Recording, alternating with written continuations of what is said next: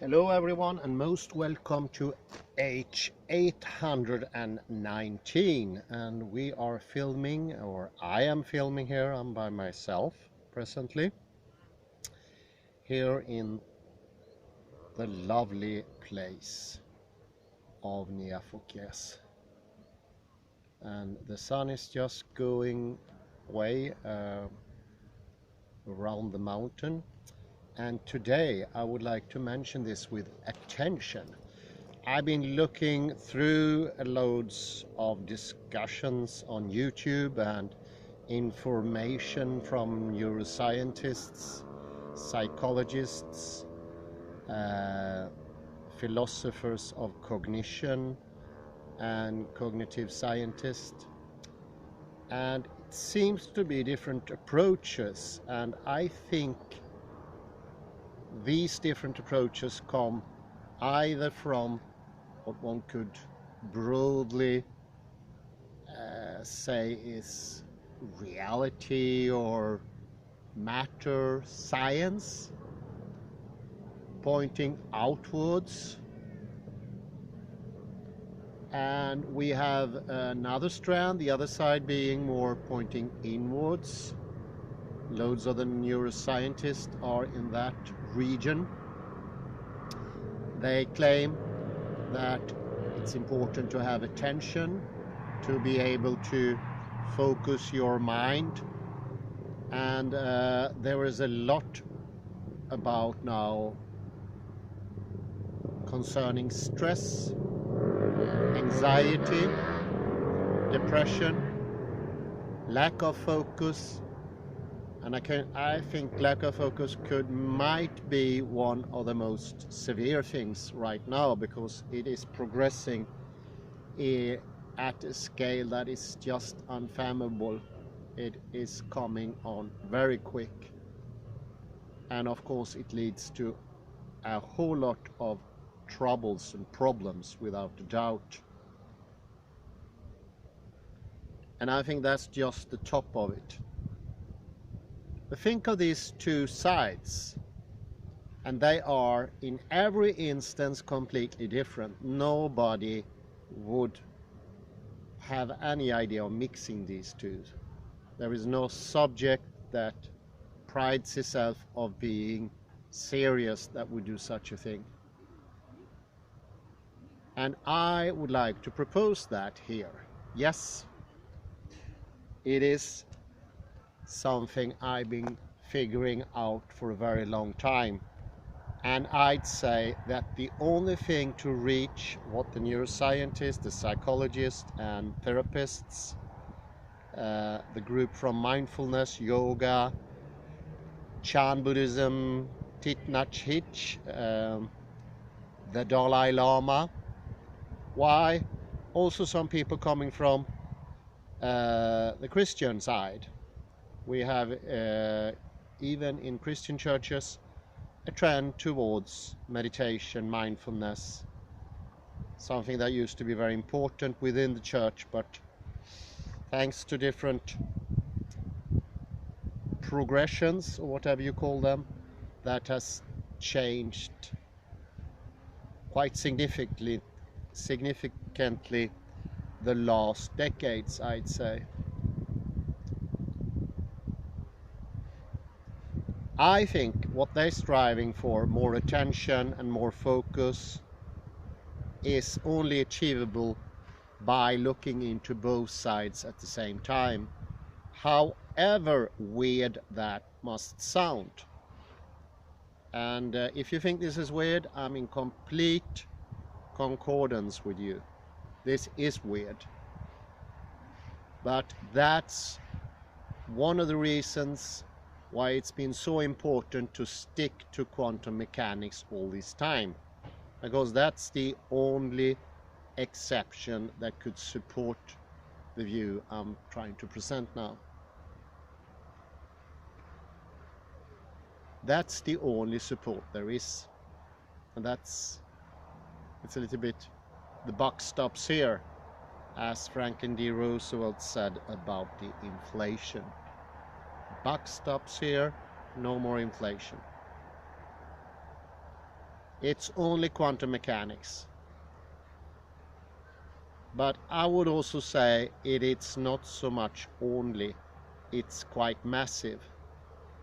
It's not a small support. Although it's singular, one only support, it is massive. When I starting to mention the Quantum Enigma, marvelous book,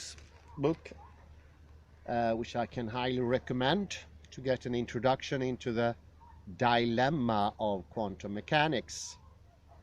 What is becoming obvious very, very quick when you read that book is that it's out of this world. And it's also obvious that mind and matter comes together. The only strand of philosophy, ideology, neurology, medicine, biology, take your pick. None of this subject has this complementarity as quantum mechanics has. So we did make a good choice sticking to quantum mechanics, and we are pushing it further, this limit, than anyone else have done before, to my knowledge. I would say, have to add to my knowledge.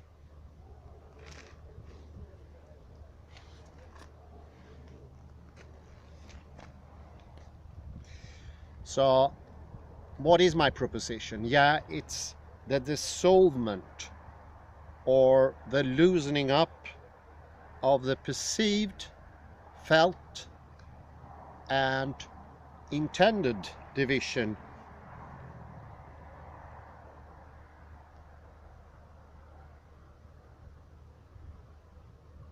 and that is the absolute prerequisite to get peace of mind. Otherwise, there will always be frictions.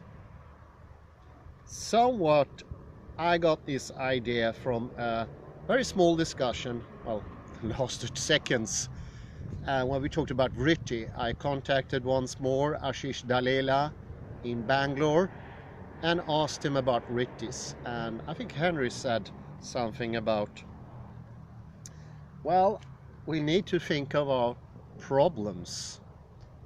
And if we stop thinking our problems, they won't get solved. And that is exactly what it is.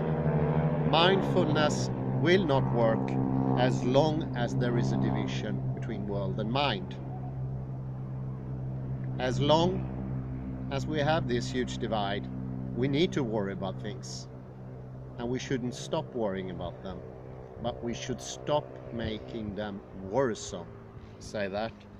And how to do that is cutting out the division or dissolving the division. I think that's a better word. It needs to be loosened up. It will not just disappear.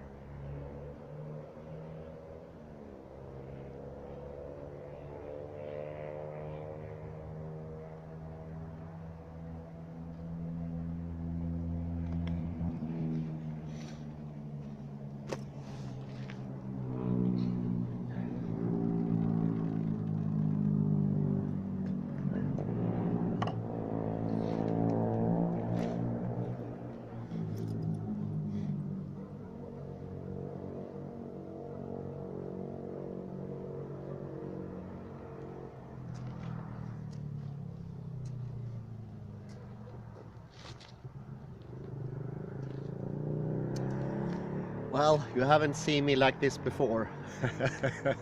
Now I'm even walking about here.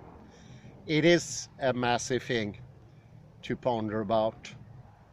It is not easy to even fathom this. It's like you usually don't find me at loss of words, but I am at loss of words right now.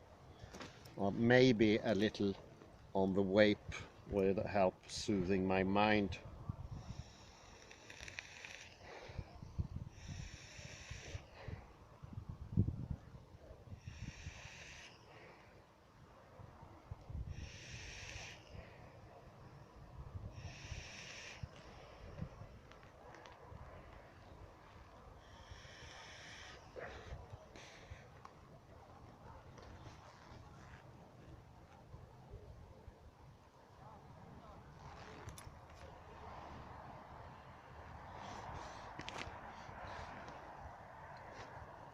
Yes, you can do it, Hans. Be brave.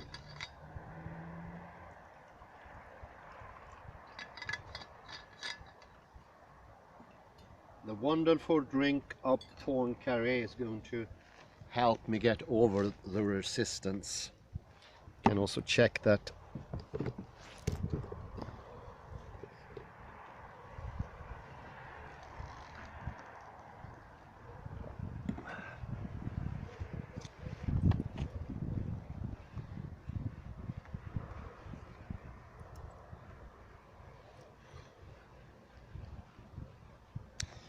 Well, it's with the help of this 817 lectures and all that study material that is behind, underneath it all. I was looking at all the printouts I made, and I say the printouts I made is only a fraction of all what we read and went through. But it's still massive. I would say at least 10 kilos. And it seem to be running out of subjects to take up.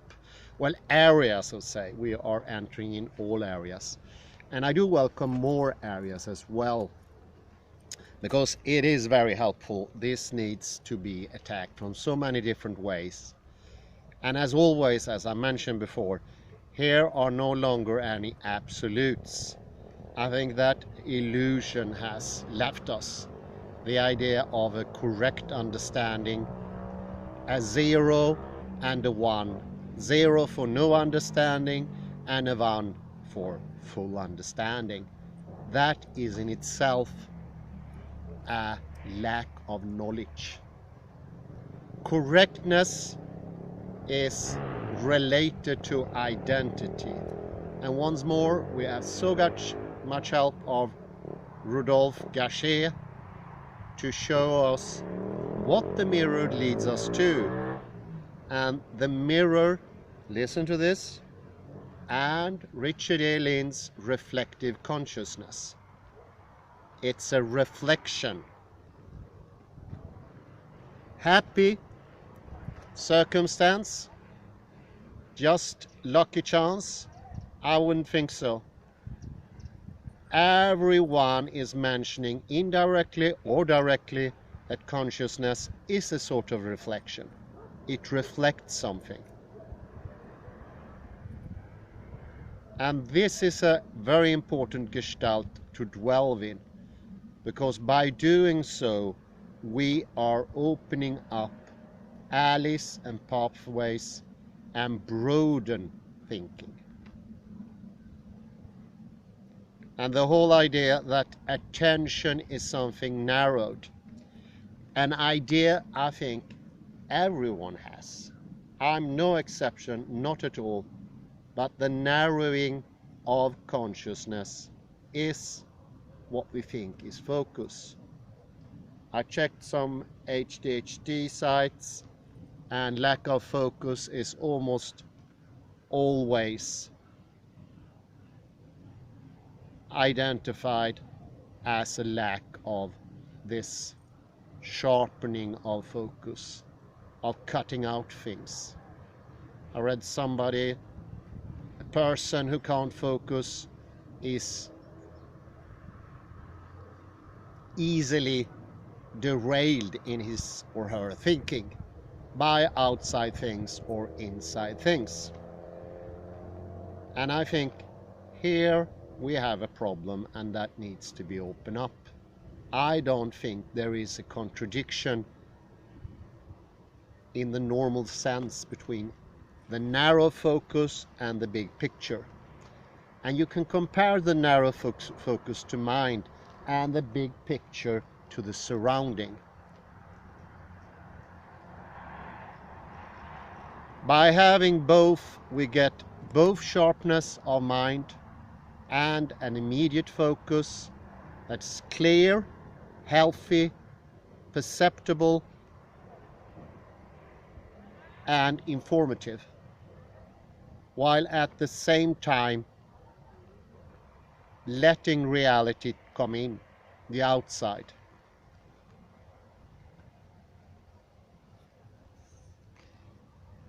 And do not think that the difference between outside and inside need to be dissolved.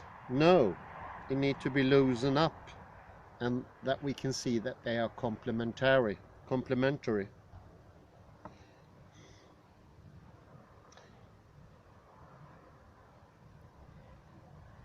So let me start like this. Now we come to the zest of it. We mentioned before, subject in front of object in space. Yes, I know you all heard that too many times, but it is a very helpful tool, and it is very important. And here we get the Kantian vision from Immanuel Kant, and that's the idea that what is out there has extension. It has length, it has breadth, it has width. It has all those features. And depending which philosopher you are asking, they will give you extra properties to add on to that. So, what is mind then? The mind is then, by this division, or perceived division, completely different. It doesn't seem to be situated in space. Often, mind, at least from the beginning of the Renaissance, is depicted as something ghost-like, or like a little cloud, a fog. And in modern days, we can see through it. It's transparent. Look at all the movies that's regarding souls, departing souls. They are flashes. They are very, very close to mirror images. Why? Well, a mirror image is not really, I don't know if you know that, is not really situated inside the mirror. The mirror is just reflecting the light. This is very important to understand, that the image is not in the mirror. It's outside of the mirror. And this is something that actually can be really helpful to understanding the problem. By placing the mirror image within the mirror, we make the mirror image to something substantial, something that has extension. But the mirror image, yes, it has an extension, but not in the material sense.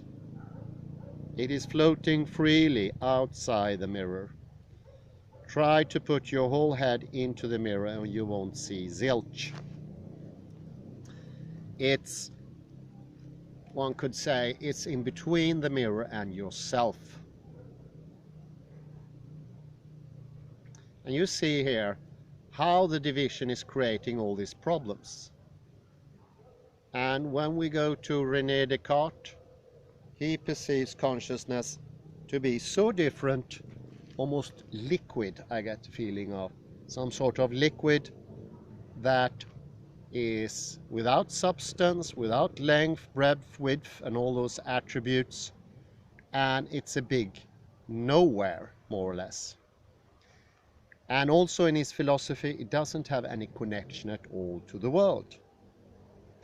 All perceived ideas with my thinking and what happens in the world are just because these two factors, world, my body for instance, and the mind, has been started at the very same time, but there is no causal connection. So although there are some faults with Descartes, this is a very good perception of his own philosophy, his own thinking. Nobody puts it any better. It's well put, still a mistake, I'd say, but it's so well put. And we can see here what is created. It's a consciousness that is not of this world. Of course, the next step that we happen, we mentioned that so many times, is we take away consciousness all completely. Something that Descartes might have suspected, maybe implicitly, and got frightened of. But that did happen later on. And it's no wonder, because we have turned consciousness into a nothing, not situated anywhere.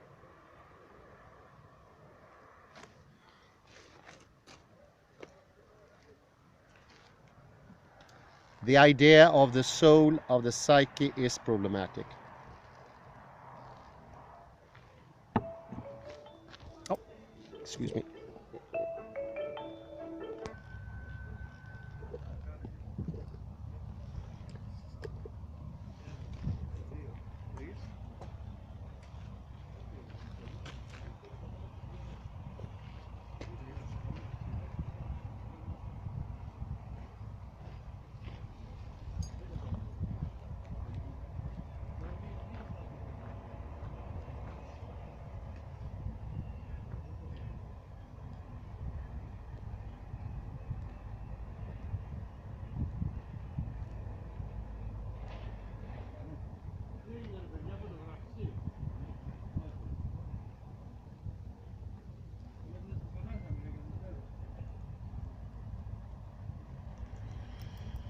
So we have a gestalt here, you could say.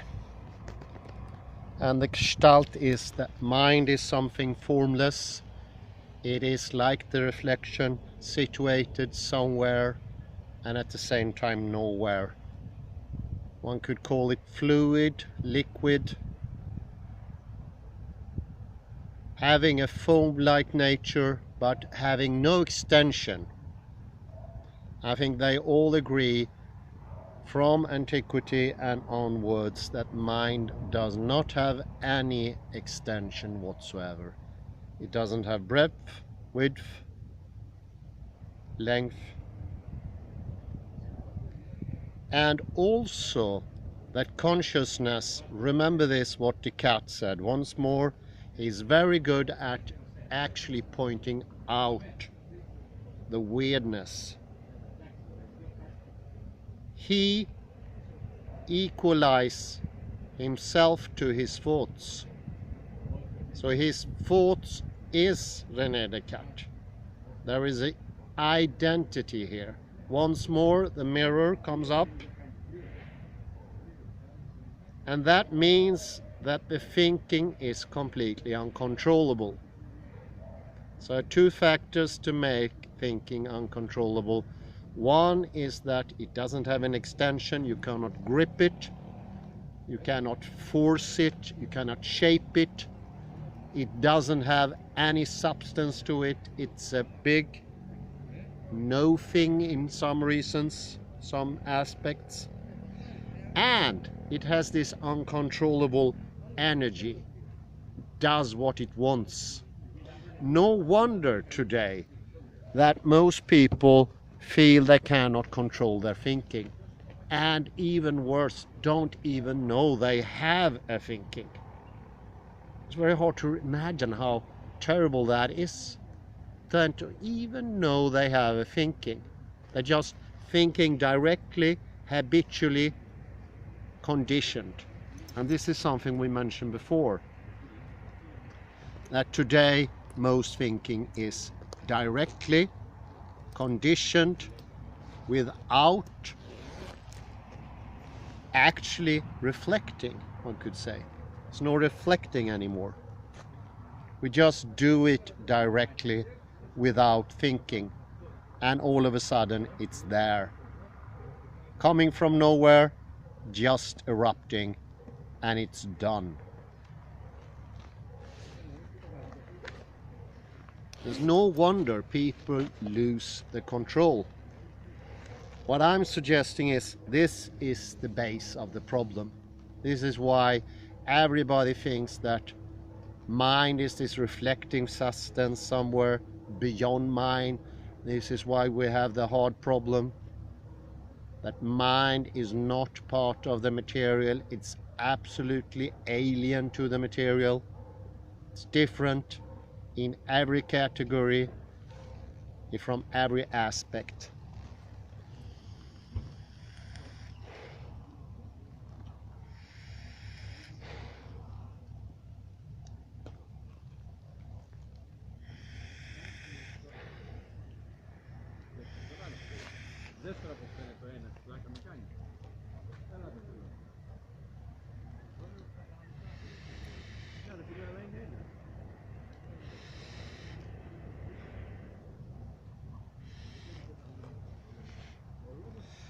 But this is an understanding we've gotten in this series, this 817 episodes. We know now that thinking has speciality. The first hint to that was Lakoff Johnson, that the most abstract always comes directly from speciality. What is spatial is underneath thinking.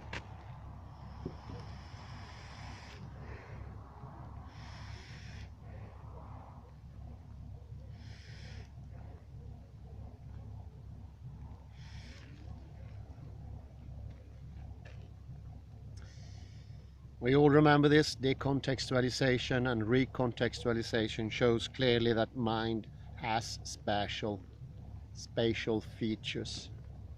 And once mind gets spatial features, it becomes something. It becomes tangible. It becomes malleable. It becomes controllable. And I can say for myself, once I understood that, I started better to see my thinking, to observe them, and starting to control them. And that's what we mentioned earlier with the cerebellum. In order to control thoughts, they need to be understood for what they are. And as long as you have this unshapable, ghost-like feature of thinking, they won't be reachable. You can be lucky to even feel the thoughts. This is how I usually perceive. I don't know if you can see me now, it's getting dark quickly here, but people are acting outwards. That's the general tendency. They don't look inside, they don't see the thinking, and they don't see how the thinking changes everything. And thereby I would say you lose both the outer and the inner. And once you understand that, you are on the right path of getting attention once more.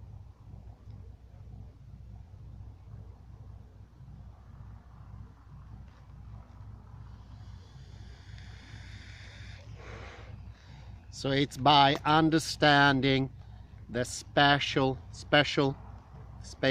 also with a T, that thought has length, breadth, width, and depth, which is very important.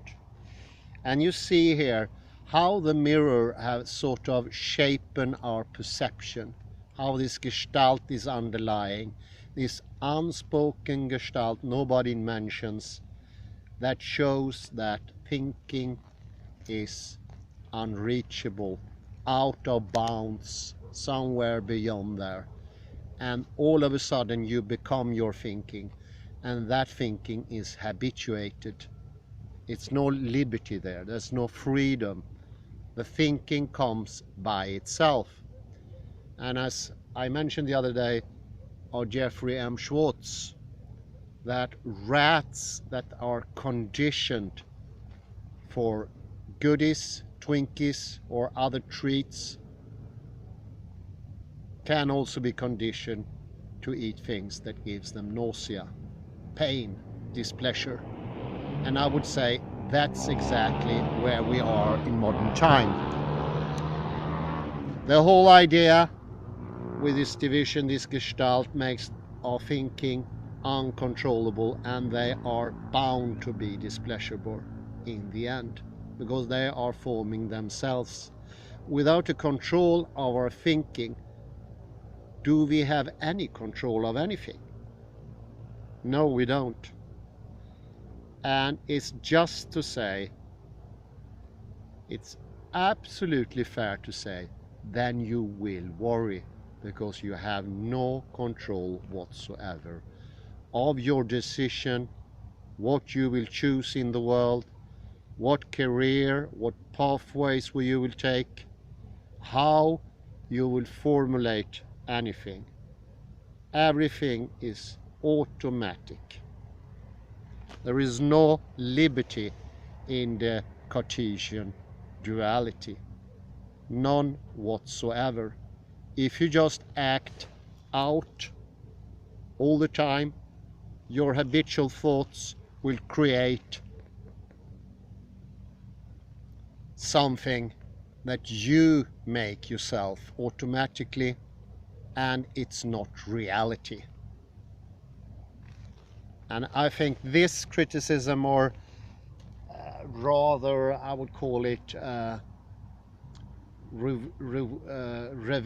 revealing of what is dualism, is actually shutting out of reality, shutting out possibility of perceiving reality. And I think that's a rather unexpected blow to materialism, reductive materialism, that is not all that material. It has more taint of the mirror. It is the mirror idea, and it's the idea of a ghost-like mind. Doesn't matter if you deny the existence of mind, because the ghost-like character is so obvious even among people like Daniel Dennett and the couple Churchland, I would say even to some extent in Chalmers, although he is a radical. The ghost-like nature of consciousness is what is materialism. Isn't that odd? Yes, that's my odd conclusion for today. And I'm quite happy with it. I think this is a much better way of going about things.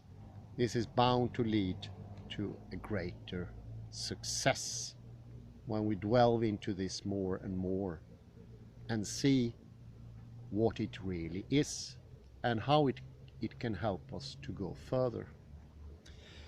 I think with this promising idea, I bid you a very pleasant night. Have a nice evening and speak to you soon. Bye bye.